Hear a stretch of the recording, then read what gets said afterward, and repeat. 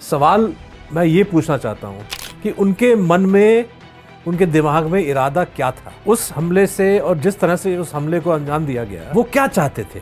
और किसी नेता ने कुछ नहीं कहा है। भारतीय जनता पार्टी के किसी नेता ने नहीं कहा है कि पूरे देश को एक रहना चाहिए और अभी हमें अपने लोगों पर हमला नहीं करना चाहिए, कश्मीरियों पर खासकर नहीं करना चाहिए। ये किसी ने किया। लोगों से पूछा जा रहा है कि आप हिंदू हो, मुसलमान हो, क्या हो? अगर हिंदू है तो आपको मारा जा रहा है। कि ये जो स्टोरी है, ये जो फैलाने वाला जो काम है, न सिर्फ ये चश्मदीद गवाह करेंगे क्योंकि वो तो अपनी ज़ुबान से अपने तौर तरीके से करेंगे, लेकिन इस मैसेज को फैलाने के लिए, इस मैसेज को और बड़ा चढ़ा के बताने के लिए भारत की जो मीडिया है और भारत के अंदर जो सियासी ताकत है, वो इस काम को अच्छी तरह से आगे बढ़ाएंगे। तो ये जो एक लोग एकदम शॉक्ड थे कि अरे धर्म पूछ के कैसे मारा, तो ये तो भारत में 11 वर्ष से हो रहा है, 12 वर्ष से हो रहा है कि आपका धर्म पूछकर आपको मारा जाता है।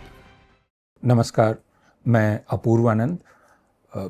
जैसा आपको मालूम है कि हम कोशिश करते हैं महीने में एक बार मैं और सिद्धार्थ वरदराजन मिलकर बातचीत करने की, आपसे मुखातिब होने की कोशिश करते हैं। यह सिलसिला पिछले कुछ महीनों में टूट गया था, लेकिन पिछले महीने से हमने फिर इस कड़ी को जोड़ने की कोशिश की है और उम्मीद करते हैं कि यह जारी रहेगी। तो आज हम फिर मिल रहे हैं और सिद्धार्थ, जब हम पिछली बार मिले थे और उसके बाद से एक बहुत दर्दनाक हादसा आज से कोई 15 दिन पहले बायसरन पहलगाम में हुआ, हत्याकांड, जिसमें हिंदुओं की निशानदेही करके उनको मारा गया और उसके बाद देश में उसकी व्यापक प्रतिक्रिया हुई।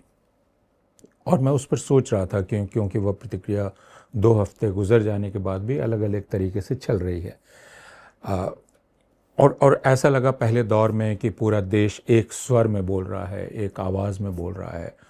सारे लोग बहुत ही तकलीफ़ में हैं, दुख में हैं और गुस्से में भी हैं, और एक तरह की लाचारी भी कि करें क्या, और वह गुस्सा। लेकिन यह एक स्वर धीरे धीरे 2 में बंटने लगा और अब बिल्कुल दिखलाई पड़ रहा है कि 2 हिस्सों में मुल्क बंट गया है। जबकि विपक्ष बार बार ये कह रहा है, अगर हम राजनीतिक दलों की बात भी करें तो राजनीतिक दल ये कह रहे हैं कि हम सरकार के साथ हैं, लेकिन सरकार जिस राजनीतिक दल की है, भारतीय जनता पार्टी, उसके नेता जो बयान दे रहे हैं, उन बयानों से वे कह रहे हैं कि विपक्ष हमारे साथ नहीं है। तो ये बहुत दिलचस्प है कि राजनीतिक स्तर पर अगर देखें तो विपक्ष ये कह रहा है कि हम सरकार के साथ हैं इस मामले में, लेकिन भारतीय जनता पार्टी की तरफ से जिस तरह के बयान आ रहे हैं उसमें वे विपक्षी नेताओं पर हमले कर रहे हैं और ये दिखलाने की कोशिश कर रहे हैं कि विपक्ष साथ नहीं है। इसका मतलब भारत एक नहीं है, इसका जवाब देने में, यह दिखलाने में ज़्यादा रुचि भारतीय जनता पार्टी के लोगों की है। दूसरी तरफ सामाजिक स्तर पर भी जो एक आवाज़ सुनाई पड़ी थी, वो बाद में 2 हिस्सों में बदल गई। और सबसे ताज़ा जो तकलीफ़देह वाक़या है वह हिमांशी नरवाल के साथ जो कुछ भी हो रहा है पिछले 3-4 दिनों से, वह है जो विनय नरवाल की पत्नी है जिनको मार डाला गया था, और हिमांशी ने उनकी स्मृति में किए गए कार्यक्रम के बाद एक वक्तव्य दिया, जिसके बाद से हिमांशी पर हिंदुत्ववादियों का हमला, चारों तरफ से उन पर हमला हो रहा है। तो इस चीज़ को हम कैसे समझें? मैं पिछले 7-8 दिनों से यही सोचने की कोशिश कर रहा हूँ कि आप एक इस प्रकार के भयानक हिंसा, जिसको दहशतगर्द हिंसा कहा जाता है, उसको लेकर प्रतिक्रिया कैसे देते हैं, एक समाज के तौर पर कैसे प्रतिक्रिया देते हैं, कैसे प्रतिक्रिया दी जानी चाहिए?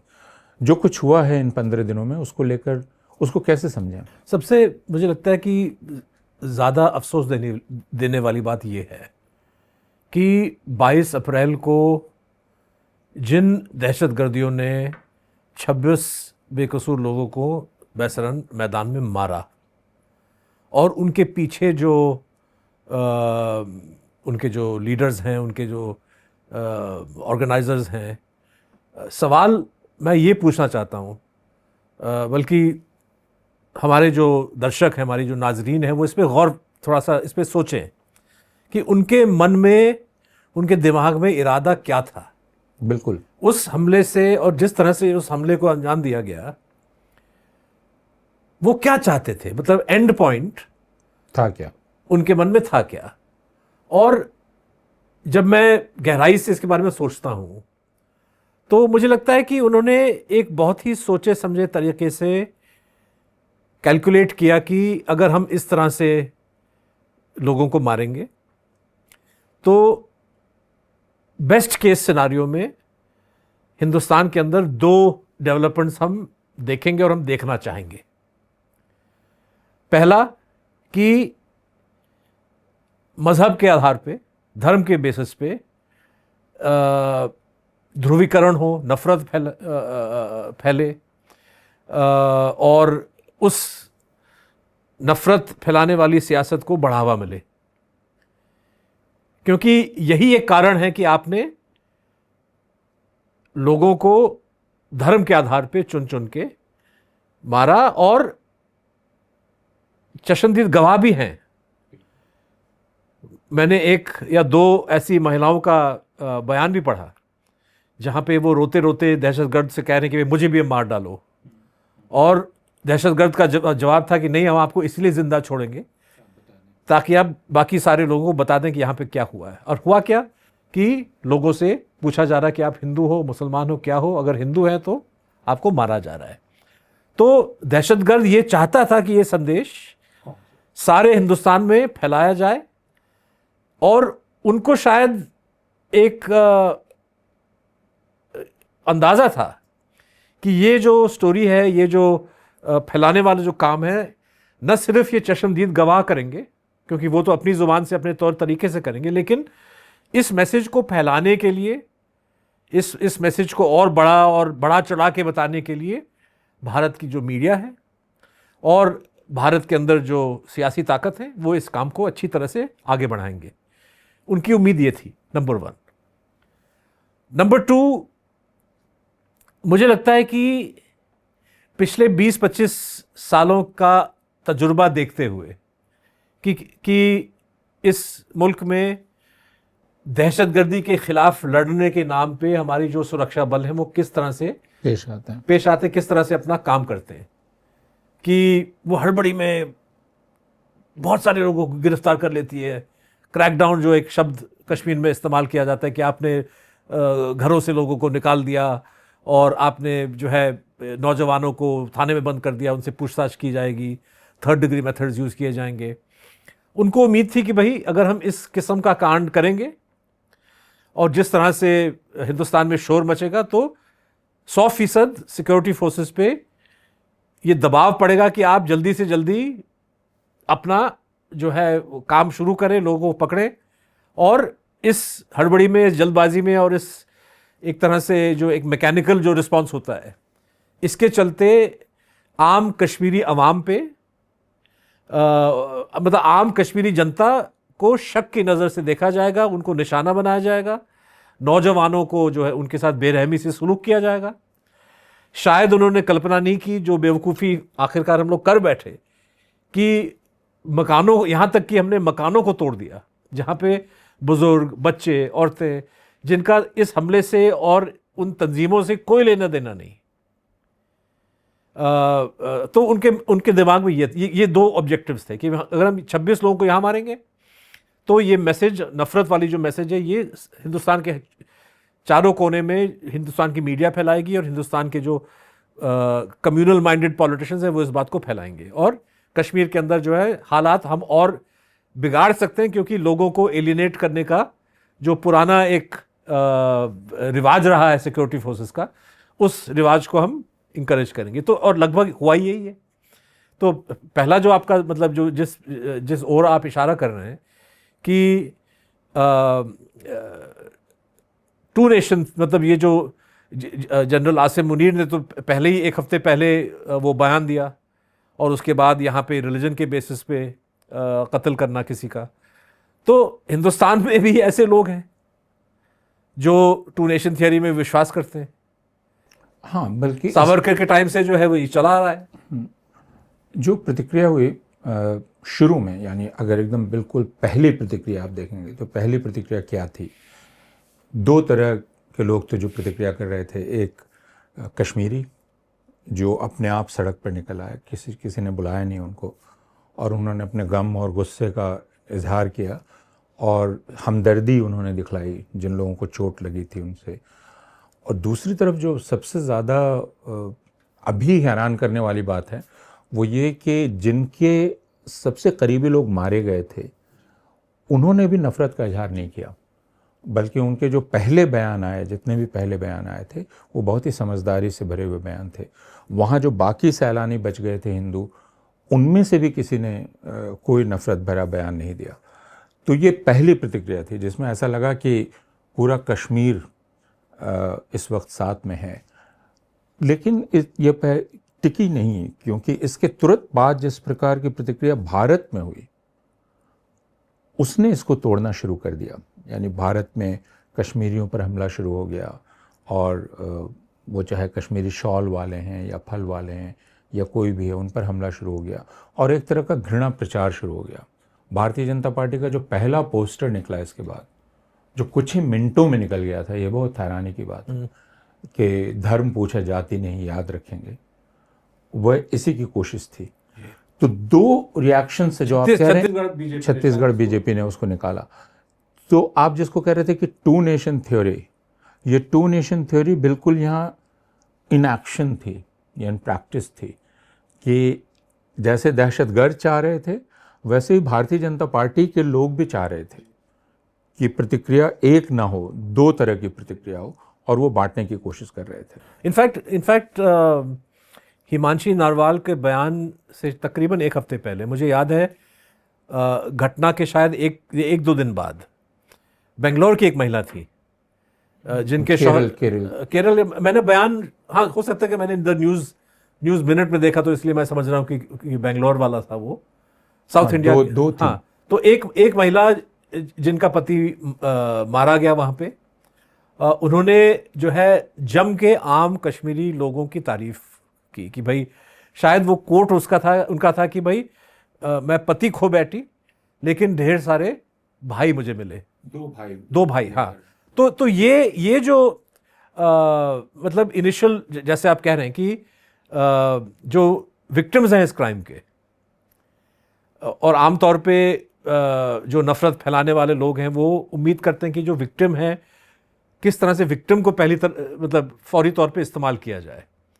और ये जो विक्टिम्स हैं इन्होंने ऐसा नहीं होने दिया, बल्कि मैं ये भी कहूँगा कि हिंदुस्तान में अक्सर ऐसे होता है।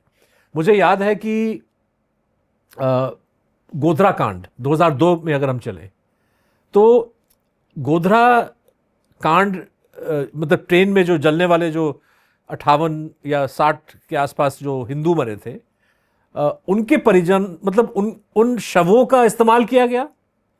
लेकिन आप याद करें कि उनमें से किसी का बाइट आपने सुना फैमिली वालों का? वो किसी मतलब उन्होंने जो विक्टिम्स थे उन्होंने कोई इंसाइटमेंट नहीं किया।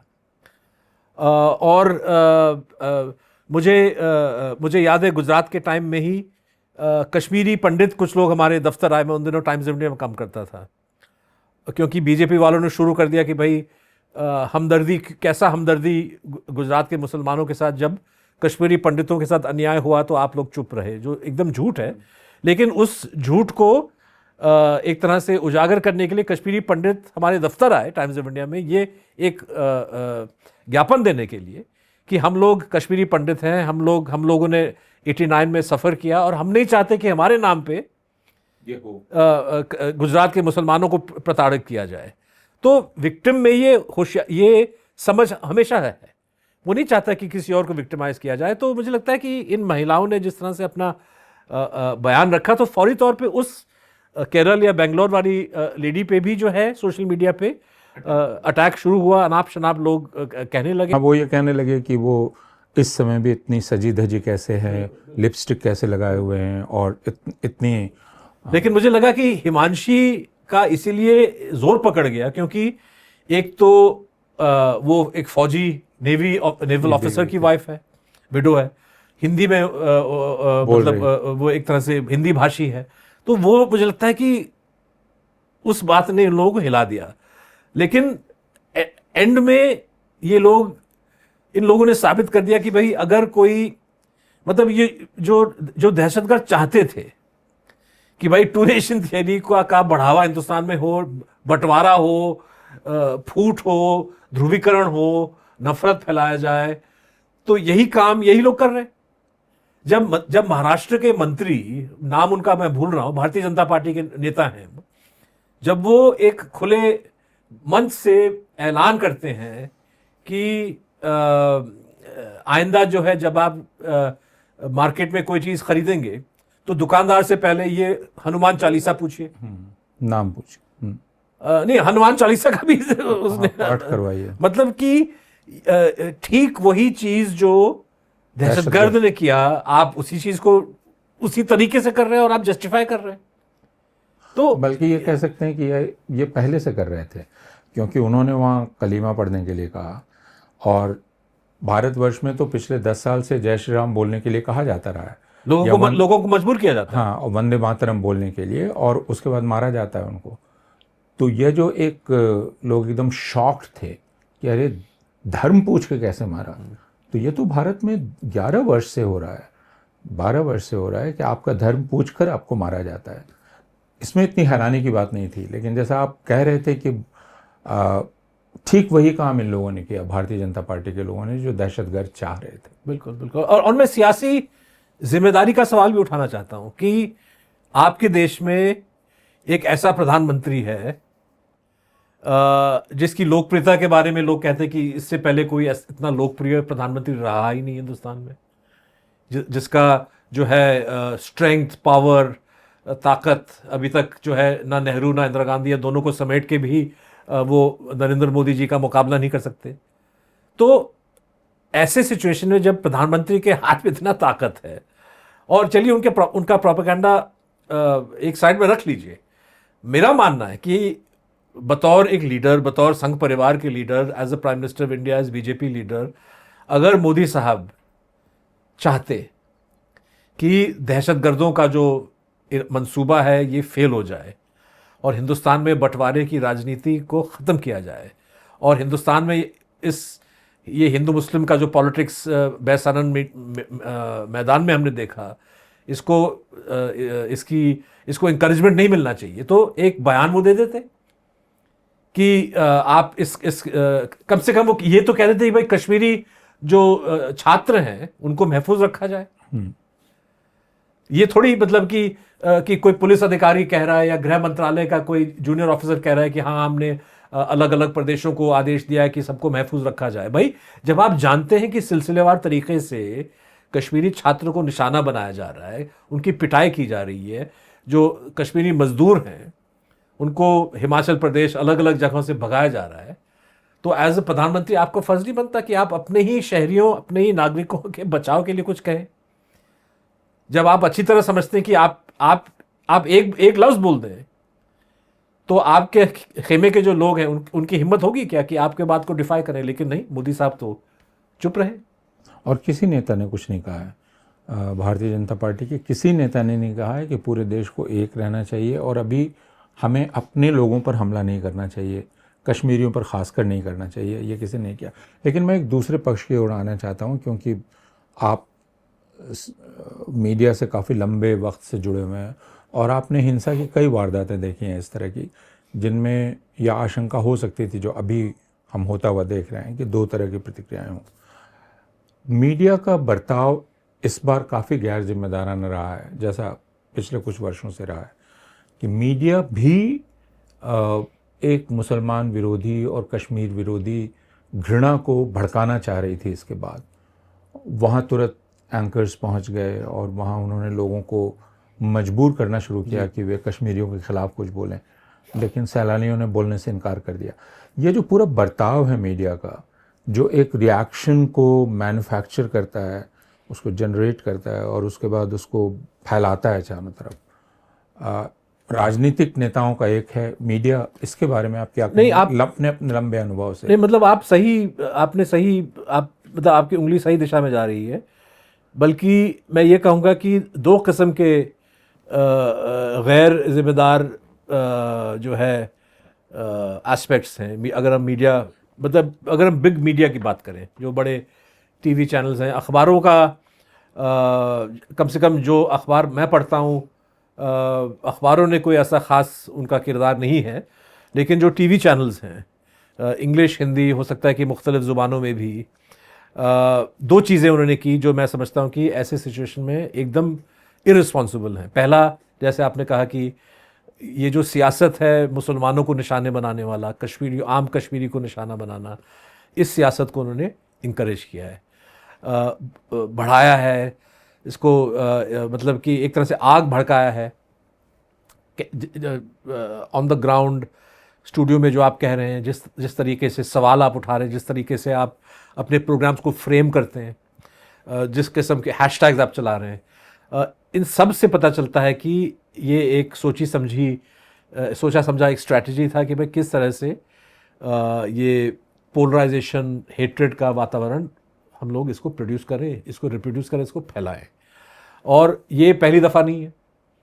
आप ऑलरेडी देख चुके हैं कि राम जन्मभूमि सो कॉल्ड इस इशू को लेके, बाबरी मस्जिद अयोध्या वाला जो है, इसको लेके पिछले 5-6 साल में किस तरह से, और फिर आपका ये बनारस वाला, ये हर थोड़े ही दिन पर मथुरा वाला रामनवमी हो जाए, संभल वाला, मतलब कि वक्फ बिल को जिस तरह से पेश किया गया कि भाई ये मुसलमान जो है वो हिंदुओं की ज़मीन हड़पना चाहते हैं। मीडिया का रोल इसमें भी आप देख सकते हैं कि जब 2024 के चुनाव के दौरान जब बड़े नेता जैसे मोदी खुद फ़िरका परस्त बयान देते थे, तो इसके बारे में आपका कोई आप समझते हैं, आप अच्छी तरह समझते हैं कि वो क्या बोल रहे हैं, लेकिन इस बात को छुपाने के लिए या इस बात को कवर अप करने के लिए, तो मीडिया का ये रोल रहा है। ये पहली दफ़ा नहीं है, लेकिन ऐसे सिचुएशन में जहाँ पे इतना बड़ा टेररिस्ट क्राइम हुआ है और जब एक तरह से राष्ट्रीय एकता की ज़रूरत है, आप इस किस्म का गंदा पॉलिटिक्स बढ़ा रहे हैं, मुझे लगता है कि ये बहुत शर्मनाक चीज़ है। और दूसरा जो इररिस्पॉन्सिबल बिहेवियर मीडिया का, वो ये था कि देखिए, एक हमला हुआ, 26 लोग मारे गए, और दहशतगर्दियों को पकड़ना, उनको सज़ा देना, ये हर कोई चाहता है कि भाई ये हो। सरकार का फ़र्ज़ बनता है कि लोग, आम शहरी को महफूज कैसे रखा जाए, प्रोटेक्ट कैसे किया जाए, सुरक्षित कैसे रखा जाए, और ये सब in the realm of security policy, ये सरकार का दायित्व है, सरकार का रोल है। इसमें जो है मीडिया ने रिएक्शन को एक डायरेक्शन में पुश करने की कोशिश की। मैं ये कहना चाहता हूँ कि एक ऐसे कांड के बाद तरह तरह की ऑफिशियल प्रतिक्रियाएं हो सकती हैं। एक ये हो सकता है कि आप ऐलान करें कि जी हम 24 घंटे के अंदर जो रिस्पॉन्सिबल, जिम्मेदार, कसूरवार लोग उनको पकड़ के हम उनको सज़ा देंगे। और ये डेमोक्रेसी में, और ख़ासतौर पे हमारी जैसी डेमोक्रेसी में, इस किस्म की बयानबाजी चलती है। तो मोदी साहब ने पटना में जाके कह दिया कि हम ऐसे करेंगे, वैसे करेंगे, हम पकड़ लेंगे, ऐसा सबक सिखाएंगे कि कोई भूल नहीं पाएगा, कोई याद नहीं कर, भूल नहीं पाएगा वगैरह। तो वो कहने वाली बातें होती हैं, लेकिन एज अ सीरियस स्टेट आप इंटेलिजेंस गैदर करते हो, आप इन्वेस्टिगेट करते हो, आप पूरी कोशिश करते हैं कि भाई जल्द से जल्द हम उन लोगों तक पहुँचे जिन्होंने इस क्राइम को जो है अंजाम दिया, राइट। लेकिन शुरू से ही मीडिया के हवाले से ये शोर मचने लगा कि भाई ईंट का जवाब ईंट से, पत्थर का जवाब पत्थर से, घर में घुस के मारेंगे। सारी जो पिछले 5-7-8 साल से मोदी साहब का जो रेटरिक है, उसको दोहराया गया इस लिहाज से कि नॉट टू टॉन्ट हिम, ये इसलिए नहीं कि आप मोदी को कोई कमतर दिखाना चाहते हैं, इसलिए कि आप इंकरेज करना चाहते हैं कि भाई ऐसा रिस्पांस हम चाहते हैं। अपूर्व जी, 2 दिन पहले मैंने, उनका नाम मैं भूल रहा हूँ, deputy chief of army staff Balakot के समय, कोई महाराष्ट्र नाम है उनका, वो रिटायर कर गए 1-2 साल पहले। उन्होंने भाषण दिया पुणे में, जहाँ पे उन्होंने कहा कि ये ऐसा नहीं होना चाहिए कि मीडिया या पब्लिक सरकार से ये मांग करे कि आप फौरी तौर पे कहीं जाके जंग छेड़ दें। मिलिट्री रिस्पांस जो है ये सरकार तय करेगी, प्रोफेशनल्स तय करेंगे, और उनको इस ऐसे सिचुएशन में मत डालिए जहाँ पे आपने एक पब्लिक ओपिनियन क्रिएट कर दिया और कोई मजबूर हो जाए। तो मुझे लगता है कि जो प्रोफेशनल लोग हैं, जो मिलिट्री फोर्स को किस तरीके से इस्तेमाल किया जाना चाहिए, कब, कैसे, किस हद तक, वो अच्छी तरह समझते हैं कि ये प्रोफेशनल असेसमेंट के बेसिस पे ही होना चाहिए बजाय इमोशन के। लेकिन मीडिया ने इसको एक इमोशनल खेल कर दिया। तो एक ऐसा सिचुएशन आप क्रिएट कर रहे हो सकता है कि उनको इंकरेज किया गया कि भाई ऐसा तुम शोर मचाओ, या हो सकता है कि बगैर किसी इंस्ट्रक्शंस के बेसिस पे, क्योंकि उनकी नीयत ही ऐसी है, उन्होंने ये शोर मचाना शुरू कर दिया। जैसा भी है, भारत सरकार, इसका नतीजा ये है कि भारत सरकार के हाथ को आप बांध देते हैं एक तरीके से। आप ये दिशा ऑलरेडी से आप तय कर रहे हैं, चाहे वो दिशा सही हो, इस वक्त पे सही हो या ना हो। अगर इस वक्त पे हो सकता है कि यह कदम 2 महीने बाद उठाना उचित होगा, लेकिन आप जिस तरह से शोर मचा रहे हैं, आप दबाव डाल रहे हैं कि भाई फौरी तौर पे कोई एक्शन होना चाहिए। तो 2008 दिसंबर बॉम्बे के हमले के बाद उस वक्त भी थोड़ा सा शोर मचा मीडिया में कि भाई मनमोहन सरकार क्या करने वाली है। भारतीय जनता पार्टी वालों ने भी, मोदी साहब ने स्वयं जो है इल्जाम लगाना उठाना शुरू किया कि भाई जाके ही करना शुरू मतलब ये सजेस्ट किया कि नपुंसक लोग हैं, रिएक्ट करना नहीं जानते, सरहद जो है ये लोग कैसे पार करके आ गए। सारे सवाल आज भी पूछे जा सकते हैं, लेकिन मेरा ये मतलब नहीं है। 2008 में तमाम दबाव के बावजूद मनमोहन सरकार का रिस्पांस क्या था? उन्होंने कहा कि भाई ऐसा हमला हुआ, हम सबूत, इंटेलिजेंस, सब चीज़ों को इकट्ठा करके हम एक केस बनाएंगे ताकि हम अंतर्राष्ट्रीय समुदाय को समझाएं कि भाई ये हमला पाकिस्तान बेस्ड लोगों से हुआ, लश्कर तैयबा इन्वॉल्व था, हाफिज सईद है, ये इंटरसेप्ट्स हैं, ये रिकॉर्डिंग्स हैं। और उस केस को मजबूत बनाते बनाते फिर हम पाकिस्तान के सरकार पे दबाव डालेंगे। और मुझे लगता है कि वो जो अप्रोच था, वो स्ट्रैटेजी जो थी, वो काफ़ी हद तक कामयाब थी, दुरुस्त थी। और मतलब हाँ, हाफिज सईद को भारत नहीं सौंपा गया, उनके खिलाफ मुकदमा नहीं हम लोग चला पाए। अभी भी वो मतलब एक तरह से आज़ाद है, हालांकि पाकिस्तान में कुछ लोग कहते हैं कि हाउस अरेस्ट पे, लेकिन किस किस्म का हाउस अरेस्ट आप जानते हैं, हम भी जानते हैं। लेकिन 2008 से लेके 2025 तक हिंदुस्तान में सिविलियंस पे ऐसा खतरनाक दहशतगर्द हमला नहीं हुआ। और क्यों नहीं हुआ? मुझे लगता है कि इसकी एक बहुत बड़ी वजह यह है कि जो डिप्लोमेटिक कूटनीतिक स्ट्रेटजी भारत ने अपनाया 2008 कांड के बाद, वो एक कुछ काफी हद तक सफल रहा। तो जरूरी नहीं कि जब आप टफ हैं तो आपने एक मिलिट्री रिस्पॉन्स ही देना है। लेकिन मीडिया जिस तरह से एक गैर जिम्मेदाराना तरीके से अपना रोल अदा कर रही है, तो वो तो है ही कि वो सरकार को एक कोने में ढकेल रहा है। और सरकार जो है वैसे भी शायद सरकार के अंदर ऐसे लोग वही चाहती है शायद। एक तीसरा पक्ष है जो हम लोगों से जुड़ा हुआ है। मैंने मीडिया के बारे में पूछा। आज सुबह मैंने खबर पढ़ी कि दिल्ली विश्वविद्यालय, हमारा विश्वविद्यालय, कश्मीरी छात्रों से उनकी जानकारी मांग रहा है, उनके आधार नंबर मांग रहा है और बाकी जानकारी मांग रहा है, जिसको लेके कश्मीरी छात्रों में बहुत फिक्र है। हमें ये नहीं मालूम कि दूसरे विश्वविद्यालयों में ऐसा हो रहा है कि नहीं और इसके पूरे ब्यौरे क्या हैं, लेकिन एक कारण यह बतलाया गया कि उनकी हिफाजत की फ़िक्र से यह किया जा रहा है। तो जैसे मीडिया, वैसे विश्वविद्यालय भी अपनी भूमिका निभा सकते थे।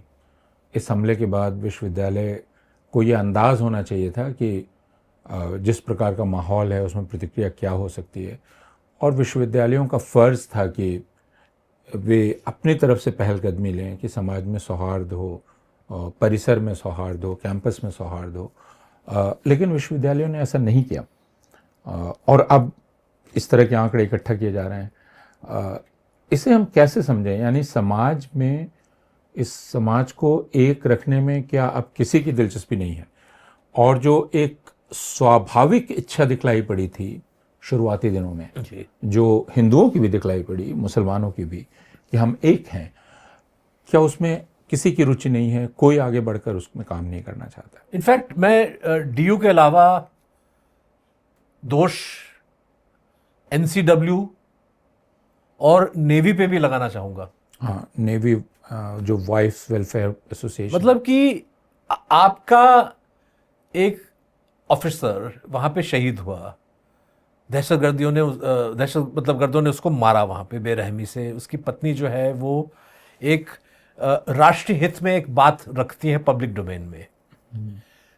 मतलब अपने तकलीफ आप के बावजूद बिल्कुल आपत्तिजनक छोड़ दीजिए, मतलब आप हिमांशी ने आपत्तिजनक कोई बात नहीं कही, बल्कि जिन बातों को, मतलब जिस चीज को वो कह डाली वहां पे, ये पूरी तरह से राष्ट्रीय हित में, सोशल हार्मनी के पक्ष में एक ऐसा बयान था। मुझे लगता है कि इसकी प्रशंसा और तारीफ होनी चाहिए थी एनसीडब्ल्यू से, नेवी से, प्रधानमंत्री से, गृह मंत्री से, कि भाई ऐसे ट्रेजेडी के बावजूद भी कोई इतने कंपोज्ड तरीके से सोशल हार्मनी की बात कर रही है, सेंसिबल बात कर रही है। लेकिन तो यूनिवर्सिटीज, तो मतलब यूनिवर्सिटीज खासतौर पे दिल्ली में, जब आप देख चुके कि पंजाब में क्या हुआ है, हिमाचल में क्या हुआ, उत्तराखंड में क्या हुआ है, यूपी के कुछ शहरों में क्या हुआ, दिल्ली में बहुत सारे कश्मीरी छात्र हैं, आपका फर्ज बनता था कि आप एक पॉजिटिव, एक सकारात्मक स्टेप लें उनको रीअश्योर करने के लिए, लेकिन ऐसा तो हुआ नहीं, हमने सुना नहीं। और अब ये कहना कि भाई आप आधार कार्ड और सारे डिटेल दे दो, क्या यही तरीका किसी को प्रोटेक्ट, सुरक्षित रखने का?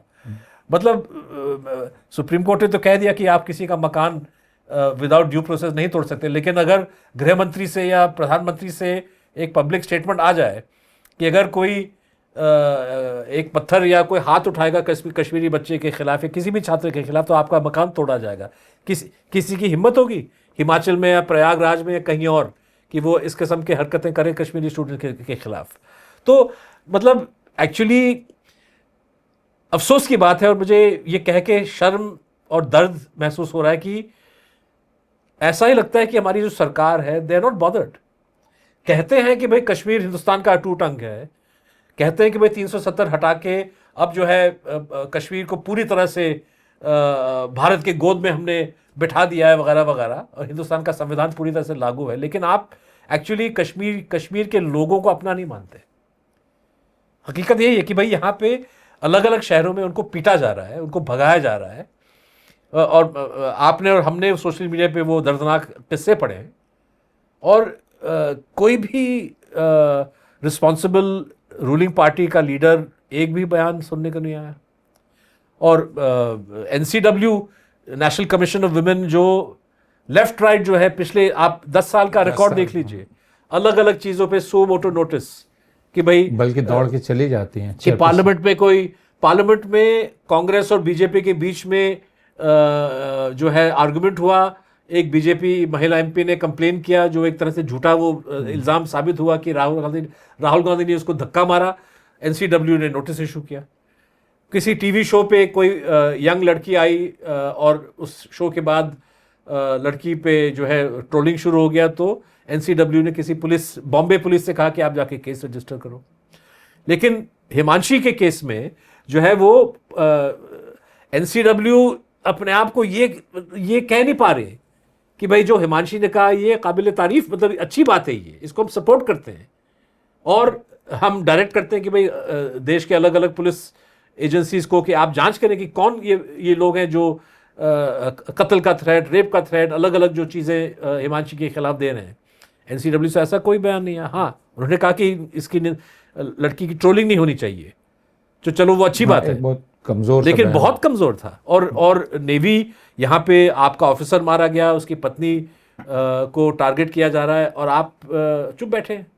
एक शायद farmer navy admiral Arun Prakash ji ने बड़ा स्ट्रांग बयान दिया, लेकिन नेवी की ओर से कुछ नहीं है। बाकी जो नेवल ऑफिसर सब चुप। हाँ, ललिता रामदास ने ललिता रामदास ने तो बहुत जबरदस्त उनका खत लिखा और बयान दिया, लेकिन उसके बाद हमारी जो सैन्य संस्थाएं हैं उन्होंने भी कुछ नहीं किया। बाकी संस्थाओं, यहाँ तक कि मुझे लगता है एनएचआरसी को भी करना चाहिए था, बाकी सबको करना चाहिए था, उन्होंने नहीं किया। तो तकलीफ़ की बात सिर्फ ये है कि ख़ासकर चूँकि भारत का बहुसंख्यक समाज हिंदू है, तो और हिंदुओं में जैसा इस बार दिखलाई पड़ा कि अगर आप कश्मीरी सैलानियों को देखें तो उनमें भी बहुसंख्यक हिंदू थे।